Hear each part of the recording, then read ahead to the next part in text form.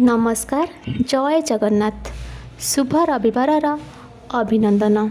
आज मोर यही उपस्थापनाटी चाषी भाई मानक नहीं सकाळु संध्या जाए वर्षा हो कि खरा शीत को तो न थाए खातिर पानी कादू को न थाए डर ना मनरे थाए घृणा ना संक्रमणर भय जोगाई थांती अन्न शस्य पनीपरिबा आउ केते जे फूल फल मनरे न थाए टिके हेले भी गर्व। प्राकृतिक विपर्य आसिले फसल केबे धोई हो जाए तो केबे पानी रे पची नष्ट हो जाए हेले पछघुंचा न थाए तार मनरे। कृषि केवल एक वृत्ति नुहे जीवन बंचिबार एक रास्ता।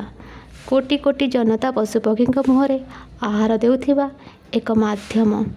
मोर से कृषक भाई मानकु कोटि कोटि प्रणाम।